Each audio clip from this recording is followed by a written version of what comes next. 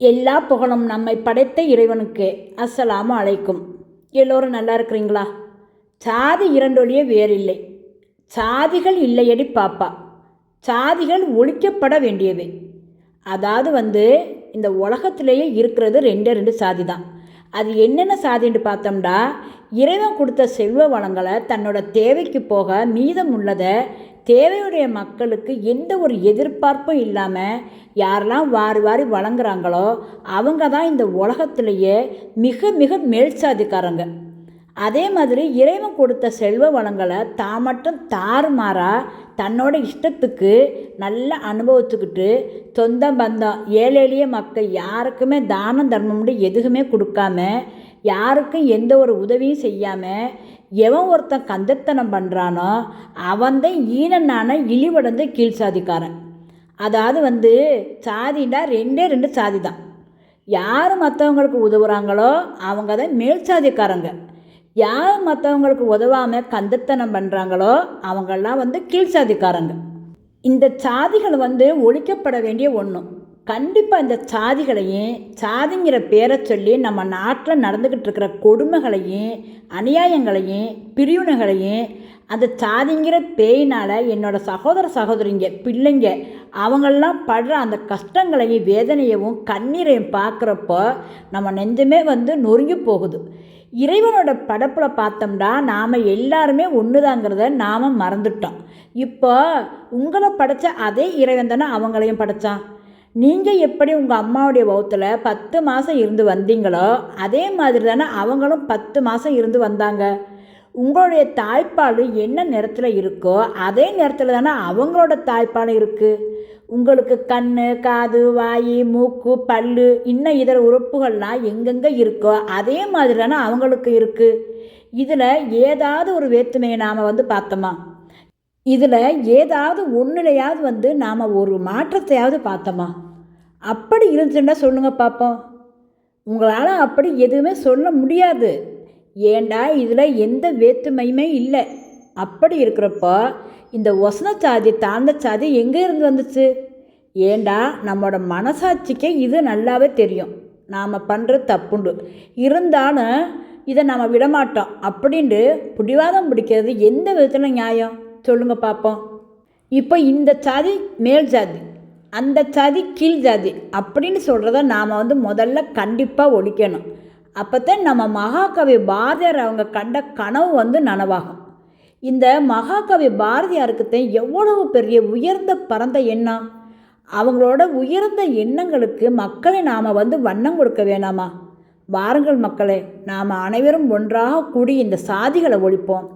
இப்போ மகாகவி பாரதியாரோட பாடல் வரிகளை நாம் முதல்ல பார்த்துருவோம். இது எல்லாருக்குமே நல்லா தெரிந்த மகாகவி பாரதியாரோட பாடல் தான்.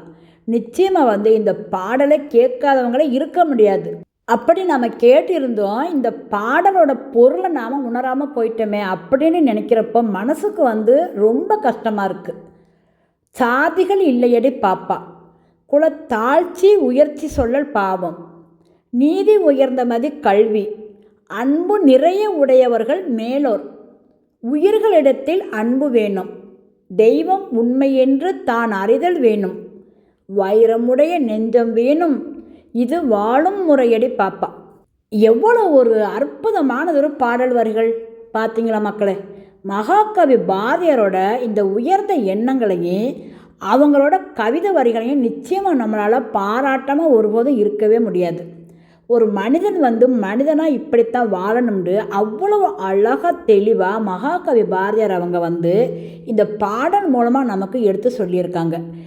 இதை நாம் கடைப்பிடிச்சாலே போதுமே, நாம் எல்லாருமே ஒரு தாய் வகுத்து பிள்ளைங்க போல் சந்தோஷமாக நிம்மதியாக இருக்கலாமே.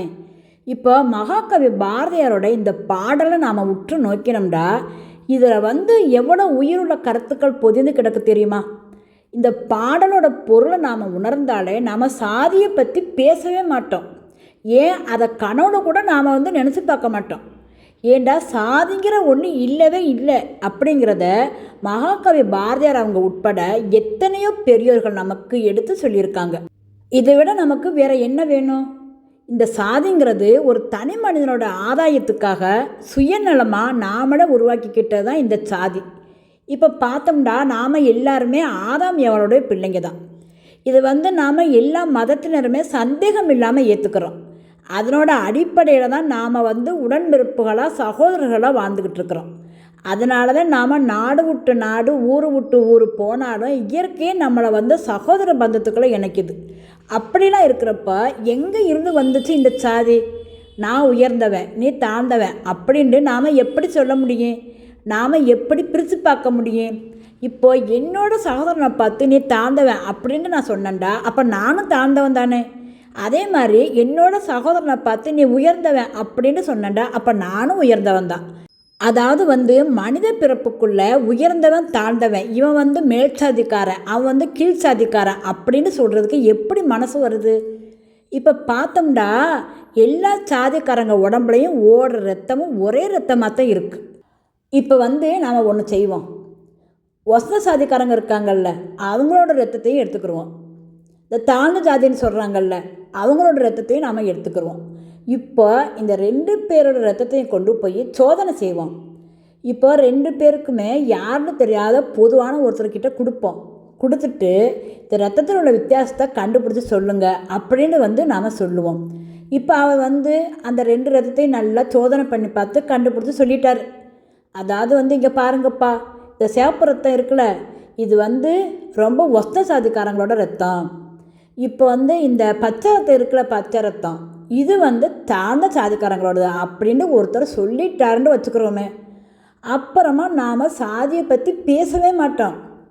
அதுக்கப்புறம் ஏன் நாம் சாதியை பற்றி பேச போகிறோம்? நாம் சாதியை பற்றி பேசவே மாட்டோம். ஏண்டா இப்போ தான் நமக்கு நல்லாவே உண்மை தெரிஞ்சு போச்சு. அதாவது மேல் சாதிக்காரங்க ரத்தம் சிவப்பாக இருக்கும், கீழ் சாதிக்காரங்க ரத்தம் பச்சையாக இருக்கும். என்ன செய்கிறது? நாம் தான் தாழ்ந்த ஜாதிக்காரங்களாச்சே, அதனால தான் நம்மளோட ரத்தம் பச்சையாக இருக்கு அப்படின்னு சொல்லி நாமளாக ஒதுங்கிக்கிறோம். ஏண்டா இறைவனே நம்மளை இப்படி படைச்சிட்டானே. மேல் சாதிக்காரங்களுக்கு ஒரு ரத்தத்தையும் கீழ் சாதிக்காரங்களுக்கு ஒரு ரத்தத்தையும் படைச்சிருக்கிறப்போ நாம் போய் மேல் சாதிக்காரங்க கிட்டே எதுக்கு மல்லு கட்டணும் அப்படின்னு சொல்லி நாமள வாய மூடி மௌனமாயிருவோம். அதாவது இறைவன் அப்படிலாம் படைக்காமல் இருக்கிறப்பவே இந்த சாதிங்கிற பேரை சொல்லிக்கிட்டு நாம் இந்த ஆட்டம் ஆடுறோமே. ஆனால் இறைவன் மட்டும் அப்படிலாம் படைச்சிருந்தா நாமெல்லாம் என்ன செய்வோம்? இன்னும் என்னென்ன பண்ணுவோம் தெரியுமா? நாம் இப்படிலாம் ஆட்டம் போடுவோம் அப்படின்னு தெரிஞ்சு தான் இறைவன் எல்லா மக்களுக்குமே ஒரே ரத்தமாக படைச்சிருக்கிறான். மக்களே அதை நாம் முதல்ல தெளிவாக தெரிஞ்சுக்கிறணும். இப்போ பார்த்தோம்டா நம்மளை படைச்ச இறைவனுக்கு நல்லாவே தெரியும் இந்த மனுஷன் இந்த உலகத்தில் என்னெல்லாம் பண்ணுவான், எப்படிலாம் மாறுவான், எப்படிலாம் பேசுவான் அப்படின்னு தெரிஞ்சு தான் இந்த உலகத்தில் உள்ள அத்தனை மக்களுக்குமே ஒரே மாதிரியான ரத்தத்தை படைச்சிருக்கிறான். இப்போ பார்த்தோம்டா நாட்டுக்கு நாடு நிறங்கள் வேறுபடுது, மொழிகள் மாறுபடுது, இன்னும் பார்த்தா பேச்சு வழக்குகள் கூட மாற்றமாக இருக்குது, தலைமுடிகள் கூட மாறுபடுது, இன்னும் என்னென்னமோ ஏகப்பட்ட நிறைய விஷயங்கள் ஒன்றுக்கு ஒன்று எல்லா இடங்கள்லையுமே மாறுபடுது. ஆனால் மாற்றம் இல்லாதது ஒன்றே ஒன்று தான், அது நம்ம உடம்புல ஓடுற ரத்தம்தான். அதாவது எந்த நாடு, எந்த தேசம், காடு, கரை, எந்த இடத்துல மனிதர்கள் வாழ்ந்தாலும் அத்தனை மக்களோட உடம்புல ஓடுற ரத்தமும் ஒரே ரத்தம் தான், அது சிகப்பு ரத்தம் தான். அப்படி இருக்கிறப்ப நாம் எப்படி மேல் சாதிக்காரனா கீழ் சாதிக்காரனா இருக்க முடியும்? யோசிங்க மக்களே. அதாவது இறைவனோட படைப்பில் பார்த்தா நாம் எல்லாருமே ஒன்று தான். மனித குலம் அத்தனைக்குமே ஒரே ரத்தம் தான், அது சிகப்பு ரத்தம் தான். இது எல்லாருக்குமே நல்லாவே தெரியும். அப்படி தெரிஞ்சிருந்தோம் அதையே நாம் ஏற்றுக்கிற மறுக்கிறோம். ஏன் நாம் வசந்த சாதி தாழ்ந்த சாதின்னு பிரித்து பார்க்குறோம்? நாம் எல்லாரும் ஒன்று தானே அப்படிங்கிறத ஏன் நாம் ஏற்றுக்கிற மாட்டேங்கிறோம்? நிச்சயமாக நாம் அதை ஏற்றுக்கிறணும். அப்போ தான் மகாகவி பாரதியாருடைய கனவு நிறைவேறும். இப்போ பாரதியாரோட இன்னொரு பாட்டு, அதையும் நாம் பார்த்துடலாம் வாங்க. வெள்ளை நிறத்தொரு பூனை எங்கள் வீட்டில் வளர்வது கண்டீர், பிள்ளைகள் பெற்றது பூனை அவை பேருக்கு ஒரு நிறம் ஆகும், சாம்பல் நிறத்தொரு குட்டி கரும் சாந்தின் நிறம் ஒரு குட்டி, பாம்பின் நிறம் ஒரு குட்டி வெள்ளை பாலின் நிறம் ஒரு குட்டி, எந்த நிறம் இருந்தாலும் அவை யாவும் ஒரே தரம் அன்றோ, இந்த நிறம் சிறிதென்றும் இஃது ஏற்றமென்றும் சொல்லலாமோ, வண்ணங்கள் வேற்றுமைப்பட்டால் அதில் மானுடர் வேற்றுமை இல்லை, எண்ணங்கள் செய்கைகள் யாவும் இங்கு யாவருக்கும் ஒன்றென காணீர். எவ்வளவு ஒரு அற்புதமானதொரு சிந்திக்க வேண்டிய பாடல் வரிகள் பார்த்தீங்களா மக்களே. இந்த பாடல் வரிகளை நம்மளோட குழந்தைங்களோட பிஞ்ச நெஞ்சங்களில் நாம் ஆழமாக விதைக்கணும். அப்போ தான் அதை ஆழமாக பதிஞ்சு வேறுட்டு வளர்ந்து நாளைக்கு அது எல்லாருக்குமே ஒரு நன்மை பயக்கக்கூடியதாக இருக்கும். இன்றைக்கி பார்த்தோம்னா பள்ளிக்கூடம் படிக்கிற நம்மளோட பிள்ளைங்களுடைய நிறைய செயல்பாடுகள் நமக்கு வருத்தம் தரக்கூடியதாக இருக்குது. அதாவது அந்த செயல்களை வாயால் கூட நம்மளால் சொல்ல முடியலை. அந்த அளவுக்கு பிள்ளைங்க இன்றைக்கி வழிதவறி போய்கிட்டு இருக்காங்க. அதனால் அவங்களோட வாழ்க்கையே வீணாக போகுது. அந்த அளவுக்கு அவங்க தவறான பாதையில் போயிட்டுருக்காங்க. இதில் இருந்து நம்ம பிள்ளைங்களை நாம் கண்டிப்பாக காப்பாற்றியே ஆகணும். அதாவது இந்த மக்கள் செல்வம் எல்லாமே நம்ம நாட்டோட பொக்கிஷமான சொத்துக்கள். அந்த சொத்துக்களை பாதுகாப்பது இந்திய மக்களாகிய ஒவ்வொருடைய கடமை. அதை நாம் மறந்துடக்கூடாது. இன்னும் ரொம்ப ரொம்ப மோசமான வருத்தம் தரக்கூடிய விஷயம் என்னென்னு பார்த்தோம்னா, கழிவுக்கூடங்களுக்கு போகிற நம்முடைய ஒரு சில பிள்ளைங்க கத்தியும் அறிவாலும் கொண்டு போகிறாங்க. அதாவது பென்சில் பேனாவை பிடிக்க வேண்டிய கையில் கத்தியை பிடிக்கிறாங்க. இந்த சின்ன வயசுலேயே இந்த மாதிரியான ஆயுதங்களை கையில் எடுக்கிறாங்கண்டா இந்த குழந்தைகள்லாம் வளர வளர எப்படி இருப்பாங்க? அவங்களோட மனநலம் எப்படி இருக்கும்? எவ்வளோ ஒரு மோசமான மனநிலையில் இந்த பிள்ளைங்க வளருவாங்க. இறைவன் தான் இந்த செல்ல குழந்தைகளை காப்பாற்றணும். இதெல்லாம் கேள்விப்படையில் நமக்கு தலையே சுற்றுது. இதை நாம் கண்டும் காணாமல் விட்டுறக்கூடாது. நிச்சயமாக இந்த மாதிரி நம்ம குழந்தைங்க வளரக்கூடாது அப்படின்ட்டு நாம் நினச்சோம்னா நம்ம பிள்ளைங்க கிட்ட அதட்டலான அன்பை வாரி கொடுத்து அவங்கள நம்ம மகாகவி பாரதியார் அவங்க ஆசைப்பட்ட பிள்ளைங்களா நம்ம பிள்ளைங்களை நாம் வளர்க்கணும். அப்போ தான் நம்மளோட நாடு வளர்ச்சியை முன்னோக்கி போகும். இப்போ பார்த்தோம்னா எவ்வளவு அறிவான திறமையான பிள்ளைங்கள்லாம் தவறான பாதையில் போனதுனால அவங்களோட வாழ்க்கை சிறைச்சாலையிலே கலந்துக்கிட்டு இருக்கு. இது வீட்டுக்கு நாட்டுக்கு எவ்வளவு பெரிய இழப்பு தெரியுமா? இப்போ நாம் எல்லாருமே நம்ம நாட்டோட பிரஜைங்க. அப்போ நம்ம நாட்டோட பிரஜைங்கண்டா நாம் நம்ம நாட்டுக்கு நல்லது செய்யணும். அதாவது நம்ம நாட்டோட வளர்ச்சிக்கு முன்னேற்றத்திற்கு நம்மளோட பிள்ளைங்களை நாம் தயார்படுத்தணும். இதெல்லாம் யாரோட கையில் இருக்குன்னு பார்த்தோம்னா இதெல்லாம் பெற்றவங்களோட கடமை தான். இப்போ இந்த பாடலோட ஒவ்வொரு வரிகளுக்கும் நாம் நம்மளோட பிள்ளைங்களுக்கு விளக்கம் சொல்லி கொடுக்கணும். இப்படி நாம் நம்ம குழந்தைங்களுக்கு சின்ன வயசுலேயே நல்ல விஷயங்களை விதைச்சிட்டோம்னா அவங்க வளர வளர அதில் உள்ள முழு பயனையை அடைஞ்சுக்கிடுவாங்க. இப்போ இந்த பாடல்களெல்லாம் ஏன் பாட புத்தகத்தில் ஒரு பாடமாக வச்சுருக்காங்கண்டா அவ்வளோ சின்ன வயசில் நாம் இந்த பாடல்களை பலமுறை படிப்போம், பலமுறை கேட்போம், எழுதுவோம்.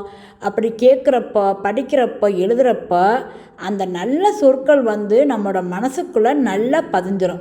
அப்புறம் நாம் கொஞ்சம் வளர வளர அந்த பாட்டோட அர்த்தமும் புரிய ஆரம்பிச்சிடும். அப்புறமா யோசிக்க ஆரம்பிச்சிருவோம்.